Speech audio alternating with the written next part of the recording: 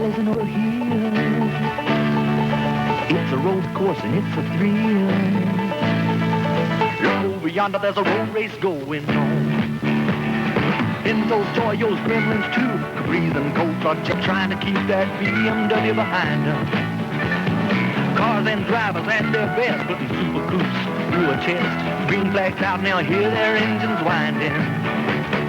Drive hard, radio racer, you got 3 hours to go. It's time to go out and give the crowd a show. Stand on it, radio racer, pass another friend. Another challenge, another race to win.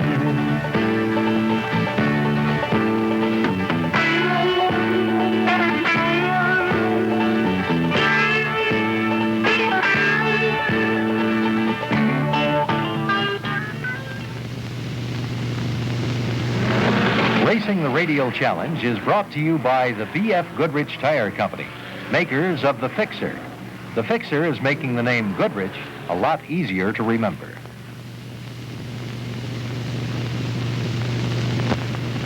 Back in 47, a young man come in here all hepped up about some new tubeless tire from Goodrich. Goodrich, I said. Why, you need a new name more than anybody needs a new tire.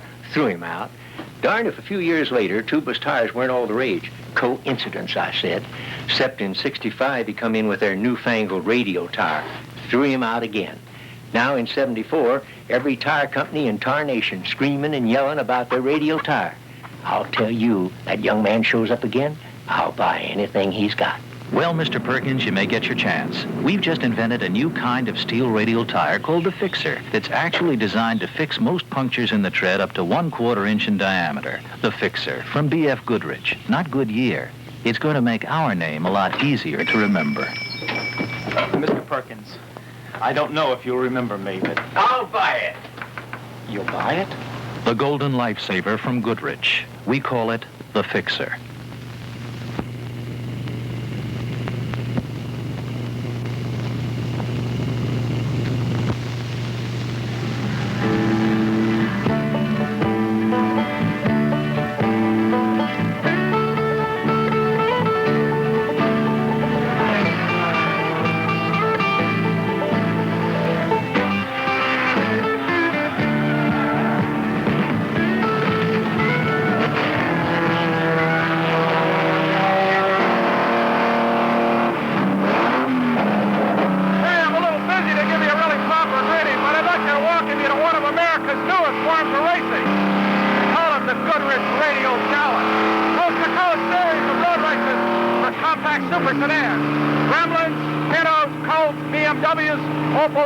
Contested on some of the nation's really toughest road courses. The interesting part of these events is that they're run on radial tires, street radial, like you run on your own vehicle. I'm Brock Yates. As you can see, we're in a unique position to record the action. My racing gremlin is specially equipped with cameras, which permits us to film these fine competitors in the midst of the action. Men like 1973 co-champions Amos Johnson, Nick Craw, George Alderman, and co-driver Carson Baird.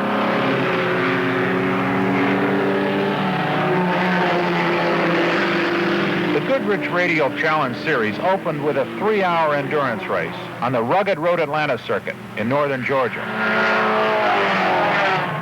John Morton, a California professional, jumped his blue and yellow BMW off the pole and began what was to be a race-long domination of the competition.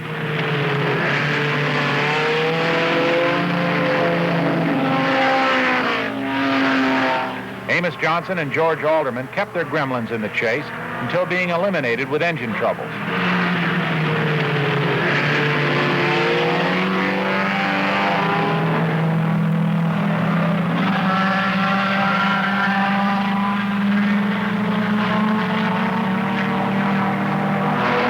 Nick Craw, a federal government administrator and sportsman driver, replaced Morton for the final hour and a half of the race.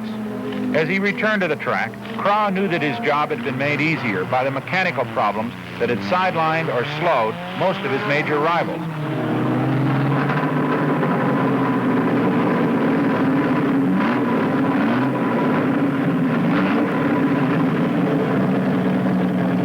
With a halfway pit stop stops completed, the BMW driven by John Morton and Nick Craw is holding a narrow 20-second lead over Larry Campbell's Pinto.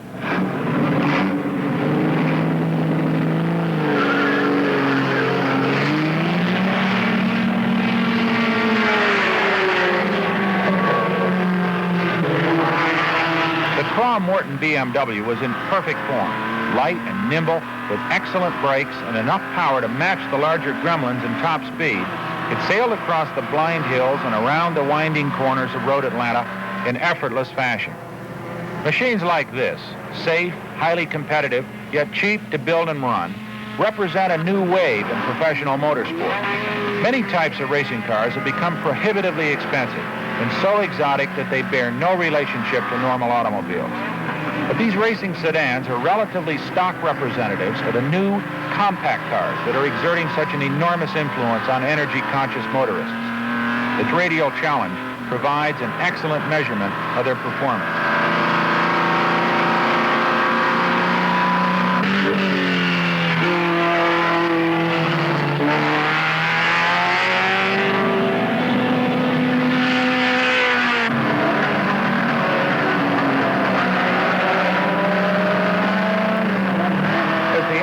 Shadows began to lengthen. Craw had increased his lead to 2 full laps.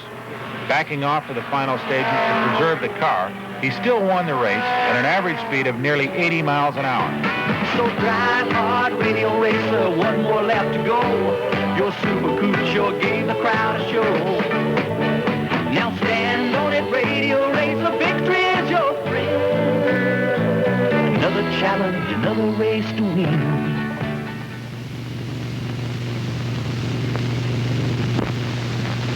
It's time to play $1 Million Answer. Our champion, Chester Goodrich, his category, automobile tires. Chester knew who introduced the first tubeless tire, Goodrich. Who made the first American-made radial, Goodrich. He even knew who introduced the only steel radial that fixes most punctures in the tread up to a 1/4 inch in diameter. Who? Goodrich. Now for the really big money. What famous tire company has a blimp? Goodrich. The Fixer will make our name easier to remember.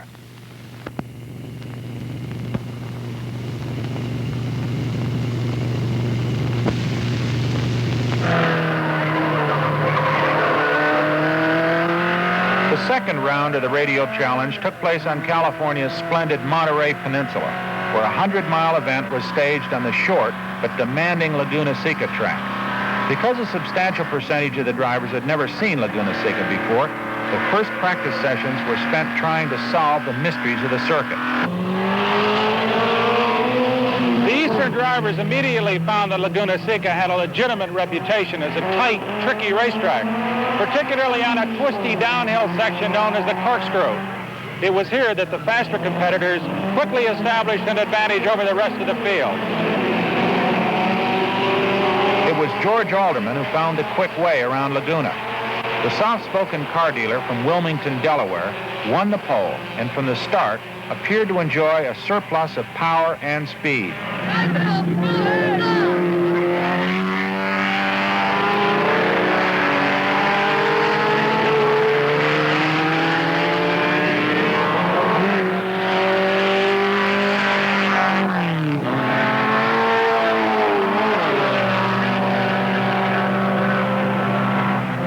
Amos Johnson barged into second place, while handling problems were causing Nick Craw to lose ground, although not quite as radically as some others.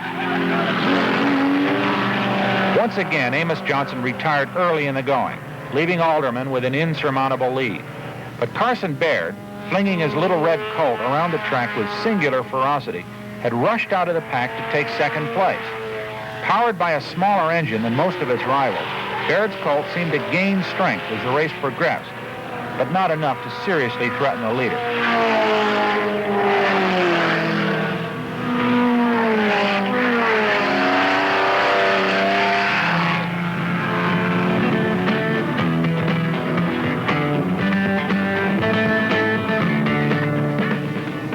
Alderman cruised on to win, taking his first Radial Challenge after being a top contender for several years.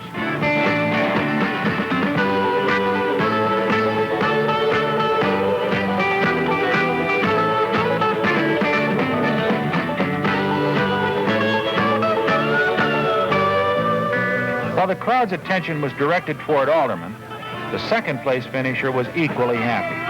Carson Baird had driven extremely well, and during his haul southward along the Pacific Coast Highway, headed toward the next race at the Ontario Motor Speedway, he commented on his efforts.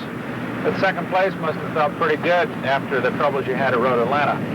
Yes, it was very satisfying. In fact, it was surprising. After qualifying fifth, I didn't really expect to finish that high up. I noticed that you were doing quite a bit of sliding, a lot of sideways motoring at Laguna Seca. Is that your general style of driving, or do you adjust your style to the type racetrack? Well, it's a little bit of both, I think. I like to drift the car through a corner as opposed to just normally tracking it through. And with these street tires, you have to slide the car a lot in order to generate enough heat to make the tire really work well. Carson, you must have sort of figured that you were in trouble at the beginning of that race when the first 3 or 4 guys kind of ran off and left you. We had topped the gas tank up completely with 22 gallons of gas just for a 100-mile race because we wanted to get a fuel check for the upcoming race at Ontario. And so I started the race with about 75 pounds of extra weight in the car, and this changed the handling characteristics from qualifying to the beginning of the race.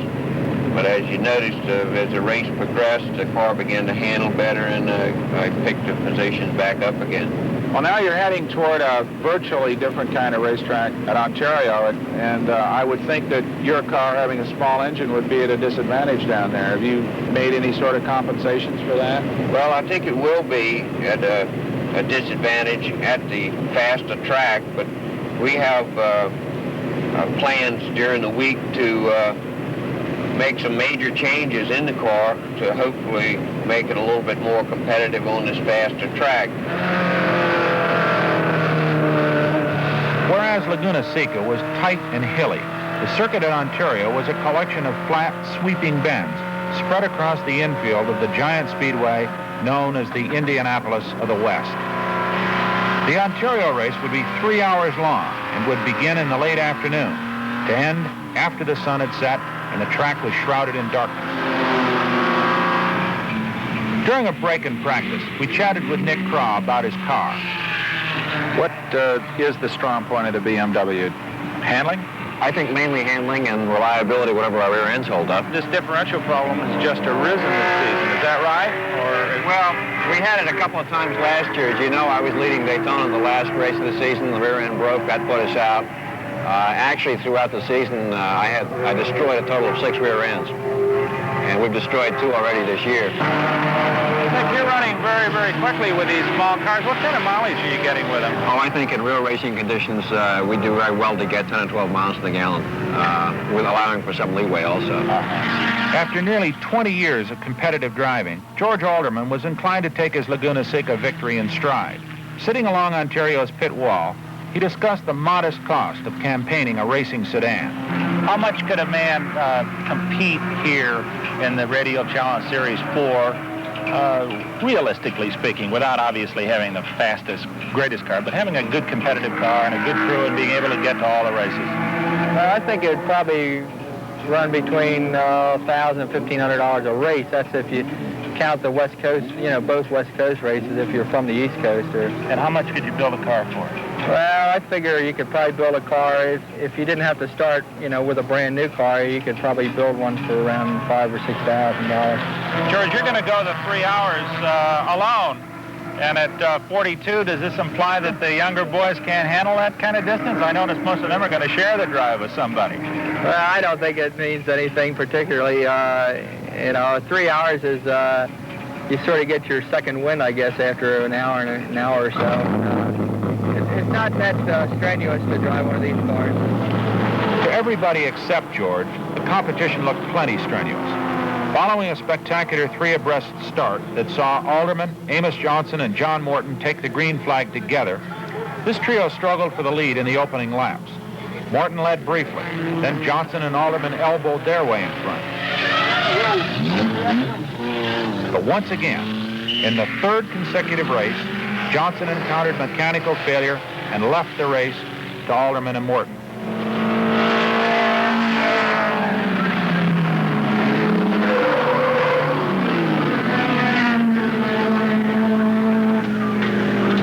pit stop, Alderman discovered electrical problems that forced him to lose a full lap.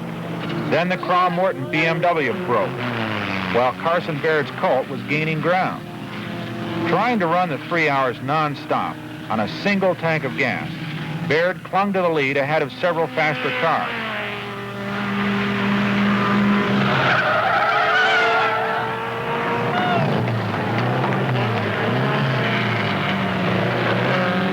In a classic tortoise and the hare ending, Carson Baird pulled off a victory that surprised him almost as much as anybody. In the beginning, I didn't really plan on winning the race. I just planned on doing as well as I could by going the entire distance without a pit stop. I almost made it completely around on a cool-off lap, but about 200 yards before the pit entrance, coming around the track, fuel pressure went to zero, and fuel pumps just wouldn't pick up anymore. It was almost unbelievable after the second place finish at Laguna Seca. It was almost too much. It was really great. Enjoyed it.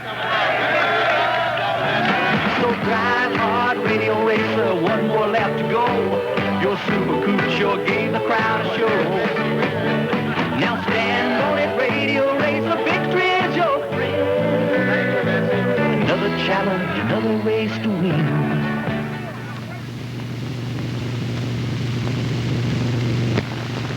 Welcome. This is Goodrich, not Goodyear. Some folks get confused. But Goodrich made the first tubeless tire in America. Goodrich made the first American radial. And now Goodrich makes the Fixer. The only steel-belted radial that fixes most punctures in the tread up to 1/4 inch in diameter. Pardon. Perhaps now we could see the famous blimp. The Fixer will make our name easier to remember.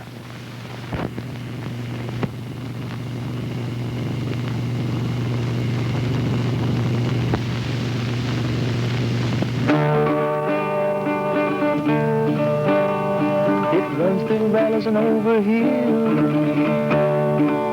it's a road course and it's a thrill. Look over yonder, there's a road race going on.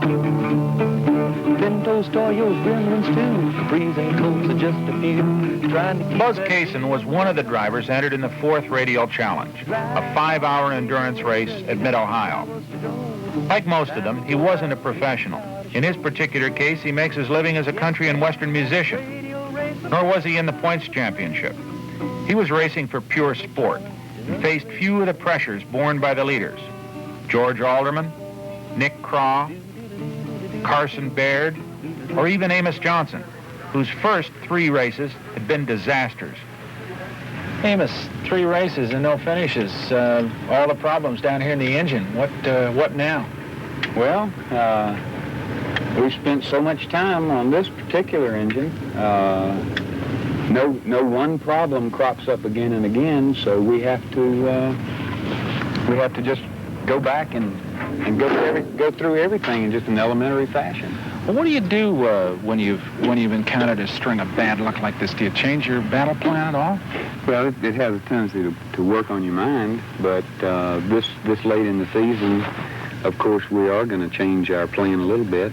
The early part of the season, we're thinking in terms of a driver's championship, and right now I'm down 35 points to the leader. So we begin to think just in terms of a one-race basis, and we're here to win a race. Once you have points, you take on a whole new attitude of preserving your points, and you would rather have 12 points than take a chance at the 20 and get none. I see. So now, since I have no points, why not go whole hog and see if we can't get them all. Johnson started the race from 4th place and was in the hunt from the beginning, tucking his Gremlin in behind leader John Morton's darting BMW. Mid-Ohio is described as a driver's course, which is the highest possible praise for a track. 2.5 miles in length, it's a roller coaster of hilly corners connected by a single high-speed straightaway. The course permits a driver to develop a kind of rhythm as he travels its well-manicured contours.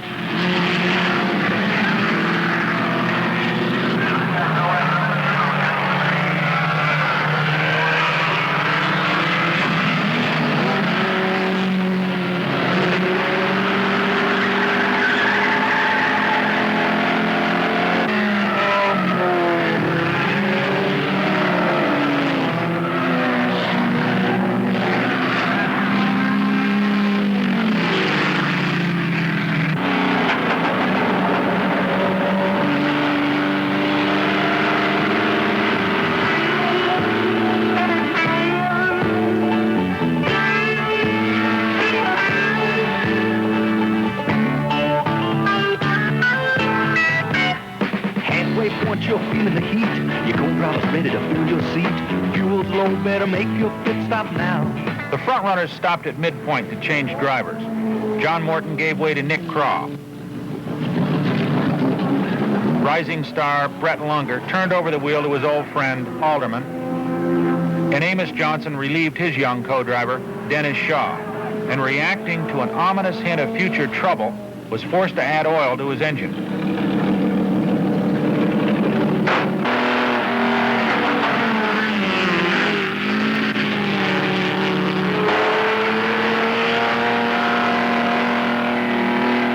Craw was driving the BMW with great authority, while Alderman and Johnson were dicing as if the race was 5 laps instead of 5 hours.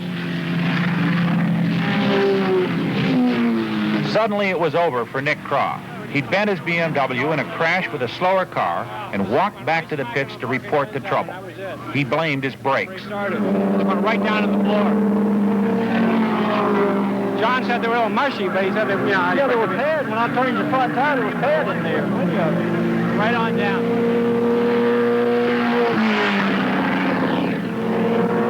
As night blanketed mid-Ohio, the race had been distilled to a 2-car contest between Johnson and Alderman. If mid-Ohio has any failings as a racetrack, it is its lack of landmarks for night running. Despite the aid of powerful headlights, drivers had trouble finding their way. Alderman made a late pit stop to correct sheet metal damage received in a crash with another car. The time lost in the pits gave Johnson a 20-second lead.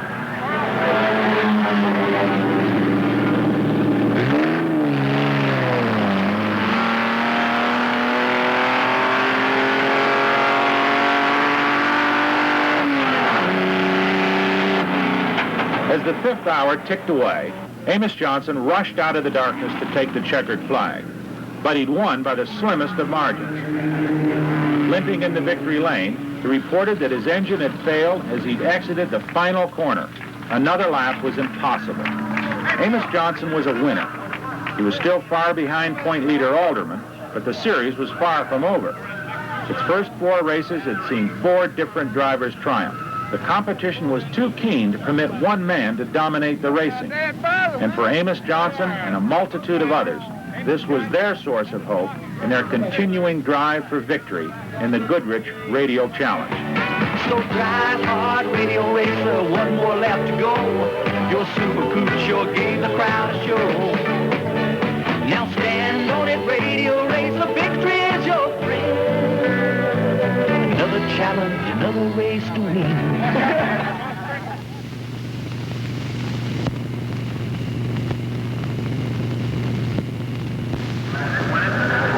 There will be more races in the Radial Challenge. Other drivers will enter the winner's circle, further intensifying the struggle for the overall championship. But more important than any individual laurels to be won, this new pro racing series represents a link with the future. Automotive consciousness is changing in the United States, stimulated by concerns over energy, safety, and urban congestion, and more functional cars are on the way. Cars like those responsible for the vitality and excitement in the Radial Challenge. Halfway point, you're feeling the heat. Your co-driver's ready to fill your seat. Fuel's low, better make your pit stop now. Your pit crew didn't waste no time. The oil's okay, the tires look fine. You'll be the winner when the checkered flag comes out. So drive hard, radio racer, one more lap to go. Your super coupe sure gave the crowd a show. Now stand on it, radio racer, victory is your friend. Another challenge, another race to win. Yeah, the Radial Challenge is a hell of a race to win. Racing the Radial Challenge has been brought to you by the B.F. Goodrich Tire Company, makers of the Fixer. The Fixer is making the name Goodrich a lot easier to remember.